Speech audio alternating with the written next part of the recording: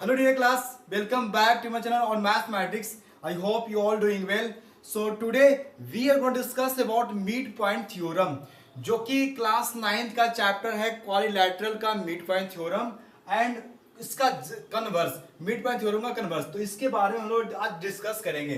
तो सबसे पहले हम जानें कि midpoint theorem होता क्या है। तो the line segment joining the midpoint of any two sides of a triangle is parallel to the third side and equal to half of it। मतलब किसी भी ट्रायंगल में, जैसे एबीसी एक ट्रायंगल है और दो साइड का एक अगर मिड पॉइंट निकालें, जैसे यहाँ पे AB का मिड पॉइंट हमने लिया D और AC का मिड पॉइंट हमने यहाँ पे लिया E। अब इन दोनों मिड पॉइंट को एक लाइन सेगमेंट से मिला दें तो D हमारा बन गया लाइन सेगमेंट। अब ये जो लाइन सेगमेंट होगा वो थर्ड साइड जो BC है उसके पैरेलल होगा एंड उसका आधा होगा, मतलब हाफ होगा। मतलब हमें प्रूव करना है D parallel BC and D equal to half BC, या फिर बोल सकते हैं D equal to BC by 2। तो ये प्रूव करना है। तो इससे प्रूव करने के पहले हमें सबसे पहले इस वाले ट्रायंगल में कुछ कंस्ट्रक्शन करना होगा। तो सबसे पहले हम ड्रॉ करेंगे ए साइड AB के जस्ट पैरेलल एक लाइन। तो साइड AB को जस्ट पैरेलल एक लाइन ड्रॉ हमने किया, ये साइड AB के पहले ड्रॉ किया हमने लाइन। जो अब D, ये जो लाइन सेगमेंट D है उसको हम एक्सटेंड करेंगे, आगे तक इसको बढ़ाएंगे तो ये कहीं ना कहीं इस पॉइंट पे इंटरसेक्ट करेगा। तो ये पॉइंट का हमने नाम दे दिया F। अब इसमें प्रूफ करना है D parallel BC and D equal to half BC। अब ये ड्रॉ कर दिया तो D पैरेलल BC को प्रूफ करने के लिए हमें सबसे पहले क्या करना होगा, हमें DFCB एक क्वाड्रिलेटरल है, इसको अगर पैरेललोग्राम प्रूफ कर दें, DFCB को अगर एक पैरेललोग्राम प्रूफ कर दें, और हम जानते हैं कि किसी भी पैरेललोग्राम में जो अपोजिट जो साइड होता है वो इक्वल भी होता है और पैरेलल भी होता है। तो सबसे पहले हमें DFCB को एक पैरेललोग्राम प्रूफ करना होगा। इसके लिए अगर हम वन पेयर को इक्वल कर दें और पैरेलल कर दें तो वो ऑटोमेटिकली एक पैरेललोग्राम हो जाएगा। तो अगर हम DB को इक्वल कर दें FC के साथ और DB पैरेलल CF कर दें तो DFCB एक पैरेललोग्राम बन जाएगा। अगर DFCB एक पैरेललोग्राम होगा तो यहां से क्या मिल जाएगा, DF पैरेलल होगा BC का और DF का ही पार्ट यहाँ पे है DE, तो ऑटोमेटिकली DE पैरेलल भी हो जाएगा BC का। तो यहाँ पे सबसे पहले हमने जो कंस्ट्रक्शन में ड्रॉ किया है उसको यहाँ पे मेंशन करना होगा। तो कंस्ट्रक्शन में हमने क्या किया, कंस्ट्रक्शन इसमें हमने ड्रॉ किया है AB के जस्ट पहले एक लाइन FC। तो AB पहले ड्रॉ किया है FC का और एंड D जो लाइन सेगमेंट है उसको आगे तक हमने एक्सटेंड किया है F तक। And extend D to F तक हमने एक्सटेंड कर दिया। तो इसके बाद गिवन क्या है वो हमें लिखना होगा। इसमें गिवन क्या है, ये जो लाइन सेगमेंट है वो साइड AB का मिड पॉइंट D है और इस साइड AC का मिड पॉइंट E है। तो हम यहां पे लिखेंगे D and E is the midpoint of side AB and AC respectively।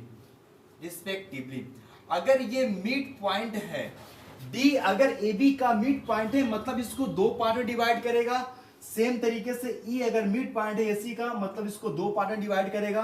तो D अगर AB का मिड पॉइंट है मतलब AD इक्वल टू DB और E अगर AC का मिड पॉइंट है तो AE इक्वल टू EC। तो यहां से लिख सकते हैं AD equal to DB and AE equal to EC। ये हमें थ्योरम से मिल गया मिड पॉइंट से। अब इसके बाद प्रूफ क्या करना है, प्रूफ हमें करना है जो ये साइड जो लाइन सेगमेंट हमारा बना है D वो थर्ड साइड मतलब BC के पैरेलल होगा। तो प्रूफ करना है हमें D पैरेलल BC और क्या प्रूफ करना है, ये जो लाइन सेगमेंट है इसका हाफ होगा। D जो है वो BC का हाफ होगा, राइट। ये दोनों हमें प्रूफ करना है। तो प्रूफ करने के लिए हमें सबसे पहले हमने बताया कि डी एफ सी बी को एक पैरेललोग्राम प्रूव करना होगा। तो किसी भी क्वाड्रिलेटरल में अपोजिट साइड को इक्वल, एक पेयर को अपोजिट साइड को इक्वल और पैरेलल प्रूव कर दें तो वो पूरा क्वाड्रिलेटरल पैरेललोग्राम हो जाएगा। तो अगर डीबी को इक्वल कर दें एफसी के साथ और डीबी पैरेलल कर दें एफसी को, तो quadrilateral D F C B एक हो जाएगा पैरेललोग्राम। और तो यहां से हम अगर ये पैरेललोग्राम बन गया, इसका मतलब डीएफ पैरेलल हो जाएगा बीसी का, और डीएफ का ही एक पार्ट है डी जो लाइन सेगमेंट है, तो ये ऑटोमेटिकली डी भी पैरेलल हो जाएगा बीसी का। तो इसे पैरेललोग्राम प्रूफ करने के लिए हमें डीबी इक्वल टू एफसी करना होगा। तो डीबी इक्वल टू एफसी करने के लिए अगर हम एफसी को इक्वल कर दें एडी की, और एडी इक्वल है डीबी का क्योंकि डी इसका मिड पॉइंट है, तो सबसे पहले अगर हम एफसी को इक्वल कर दें एडी का और एडी डीबी के इक्वल है, तो एफसी भी इक्वल हो जाएगा डीबी का। तो एफसी को एडी के इक्वल करने के लिए हमें इन दो ट्रायंगल को करना होगा कॉन्ग्रेंट। तो कॉन्ग्रेंट करेंगे, सबसे पहले हम चलेंगे ट्रायंगल एडीई एंड सीएफई में। तो in triangle ADE and triangle CFE में अब क्या क्या यहां से मिल सकता है। सबसे पहले लिखेंगे एडी, अगर AB पैरेलल है एफसी का, AB पैरेलल है एफसी का, इसका मतलब AD भी पैरेलल होगा एफसी का। तो अगर AD पैरेलल है एफसी का और AC एक ट्रांसवर्सल है, तो जो हमारा ऑल्टरनेट एंगल जो होगा, ऑल्टरनेट इंटीरियर एंगल, वो इक्वल हो जाएगा। यहाँ पे AB पैरेलल है एफसी का जो हमने ड्रॉ किया था, इसका मतलब AD भी पैरेलल होगा एफसी का, AD पैरेलल होगा एफसी का, और AC एक ट्रांसवर्सल है। अगर AC एक ट्रांसवर्सल है तो ये जेड वाला जो एंगल बनता है वो होता है ऑल्टरनेट इंटीरियर एंगल। तो यहां से लिख सकते हैं angle DAE equal to angle FC यहां से लिख दिया हमने FC। ये कैसे आया? क्योंकि ये आया हमारा alternate interior angle, alternate angle, right. अब यहां पे एक और एंगल बन रहा है, इसको बोलते हैं हमने, अगर दो लाइन जहां पे इंटरसेक्ट करता है तो वो एंगल बनता है वर्टिकली अपोजिट एंगल, मतलब ये दोनों एंगल भी होगा इक्वल। तो यहां से लिख सकते हैं angle AED equal to angle CEF। ये कैसे आया है? Vertically opposite angle.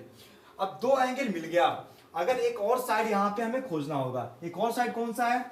ई मिड पॉइंट है। ए इक्वल टू इसी पहले से गिवन है इस वाले थ्योरम में, यहाँ पे हमने लिखा था ए इक्वल टू इसी, तो यहाँ से लिखते हैं ए इक्वल टू इसी, क्योंकि E is the mid point of AC. जो ई है वो एसी का मिड पॉइंट है, mid point of AC, A mid point of AC. अब हमें दो एंगल और एक साइड मिल गया, दो एंगल और एक साइड, एंगल साइड और एंगल। तो एंगल साइड एंगल से दोनों ट्रायंगल हो गया कॉन्ग्रेंट। तो यहाँ पे ट्रायंगल ADE कॉन्ग्रेंट हो गया ट्रायंगल CFE का। कौन सा प्रॉपर्टी से हुआ? एंगल साइड और एंगल से। तो यहाँ पे लिखेंगे एंगल साइड एंगल। अब ये जब दो ट्रायंगल होता है कॉन्ग्रेंट, तो हमें पता है कि उसका जितना भी कोरिस्पॉन्डिंग पार्ट्स हो वो इक्वल होता है, corresponding angle and corresponding side equal होगा। तो हमें यहाँ पे कोरिस्पॉन्डिंग साइड से मतलब है, अगर ये दो ट्रायंगल हो गया कॉन्ग्रेंट, इसका मतलब कोरिस्पॉन्डिंग साइड इक्वल होगा। तो यहाँ से लिख सकते हैं AD equal to CF, AD equal to ये वाला साइड इसके इक्वल हो गया, AD equal to CF and D equal to FE, ये साइड इसके इक्वल हो गया, तो D इक्वल टू FE। और पहले दिया हुआ था D मिड पॉइंट है AB का, तो हमने यहाँ पे लिखा था AD इक्वल टू DB। अब यहाँ पे AD इक्वल टू CF मिल गया और AD इक्वल टू DB आ गया। ये कैसे आया था? CPCD से, corresponding parts of congruent triangle से। AD equal to CF, AD equal to CF है और AD इक्वल टू DF, क्योंकि D मिड पॉइंट था AB का। तो LHS और LHS इक्वल है, इसका मतलब RHS और RHS भी इक्वल होगा। तो इन दोनों इक्वेशन से हम लिख सकते हैं फर्स्ट एंड सेकंड से, CF इक्वल टू भी होगा DB का, CF इक्वल टू DB हमें मिल गया। अब CF इक्वल टू DB हमें मिल चुका है, CF इक्वल टू DB। अब ये दोनों इक्वल हो गया, मतलब अगर इसको पैरेलल भी प्रूफ कर दें तो एक pair equal and parallel, opposite side जो है ये क्वाड्रिलेटरल का इक्वल भी हो गया, और अगर इसे पैरेलल भी प्रूफ कर दें तो DFC भी हमारा हो जाएगा एक पैरेललोग्राम। तो यहाँ पे हमने ड्रॉ किया था AB parallel CF, AB parallel draw किया था FC का। अगर AB पैरेलल है FC का तो उसी का तो पार्ट है DB।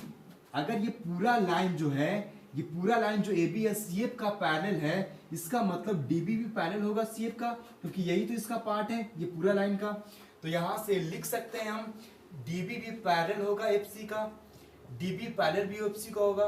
अब CF इक्वल टू DB मिल गया और FC पैरेलल भी हो गया DB का, मतलब क्वाड्रिलेटरल में ये दोनों जो साइड था वो इक्वल भी हो गया और पैरेलल भी हो गया। तो हम जानते हैं किसी भी क्वाड्रिलेटरल में अगर एक पेयर इक्वल एंड पैरेलल हो जाए तो वो पूरा क्वाड्रिलेटरल बन जाता है पैरेललोग्राम। तो यहां से हम लिख सकते हैं कि इन क्वाड्रिलेटरल DFCB में क्या क्या मिल गया, DB पैरेलल FC का, DB पैरेलल FC का और DB इक्वल टू CF का, DB इक्वल टू है CF। अब तो यहां से आप लिख सकते हैं कि जो DFCB जो होगा ये पैरेललोग्राम बन गया, ये जो क्वाड्रिलेटरल था ये पैरेललोग्राम हो गया, पैरेललोग्राम।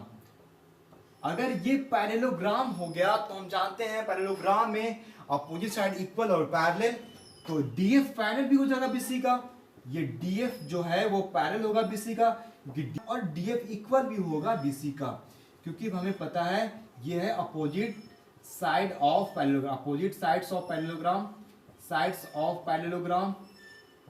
अगर DF जो है वो BC के पैरेलल है, DF पैरेलल है BC का और DF का ही तो पार्ट है DE। अगर ये पूरा DF जो लाइन है BC के पैरेलल है, इसका मतलब DF का जो पार्ट DE वो भी तो पैरेलल होगा BC का। तो यहां से लिख सकते हैं कि D भी पैरेलल होगा BC का, D पैरेलल होगा BC का, और यही हमें सबसे पहले प्रूफ करना था। ये हो गया यहाँ पे प्रूफ, अब फर्स्ट हो गया प्रूफ, और आगे क्या करना है, ये हाफ भी होगा तो D equal to half BC करना है। मतलब यहां से अब लिख सकते हैं कि BC equal to DF, BC equal to DF यहाँ पे लिख, क्योंकि अपोजिट साइड ऑफ पैरेललोग्राम है तो BC इक्वल टू DF लिख सकते हैं क्या। अब DF को है D प्लस EF कर सकते हैं, ये पूरे लाइन को इन दोनों पार्ट का सम कर सकते हैं, मतलब यहां से लिख सकते हैं D plus EF, D plus EF। अब यहां से D को नहीं हटाएंगे क्योंकि हमें D लाना है, यहाँ पे D लाना है, बट EF यहाँ पे नहीं है, मतलब हमें EF को रिप्लेस करना होगा। तो EF किसके इक्वल आया था, EF हमारा इक्वल आया था D का, EF इक्वल आया था D का, यहाँ पे EF इक्वल आया था D का। तो यहां से हम EF को हटाएं और इसको रिप्लेस कर दिए D के साथ, तो प्लस D हो गया, तो D और D हो गया 2D। तो यहां से मिल गया BC इक्वल टू 2D, या फिर लिख सकते हैं D equal to half BC, और ये करना था प्रूफ। तो ये था इसका मिड पॉइंट थ्योरम का पूरा प्रूफ। इसके बाद था converse of mid point theorem. अब वो क्या है, किसी भी साइड का अगर मिड पॉइंट को एक ले ले, जैसे साइड AB है, इसका मिड पॉइंट D है, अब इस मिड पॉइंट से जस्ट एक लाइन सेगमेंट हम ड्रॉ करें BC के पैरेलल, तो ये जो E आएगा वो AC का मिड पॉइंट होगा। मतलब हमें इसका कन्वर्स में क्या प्रूव करना होगा, AE इक्वल टू EC। तो AE equal to EC prove करने के लिए हमें फिर से ये दोनों ट्रायंगल करेंगे कॉन्ग्रुएंट, और AE इक्वल टू EC हो जाएगा। तो ये था आज का lecture mid point theorem. I hope आपको क्लियर हो गया होगा, but if you have any query let me know in the comment box. So thanks for watching this video, see you in the next one, bye.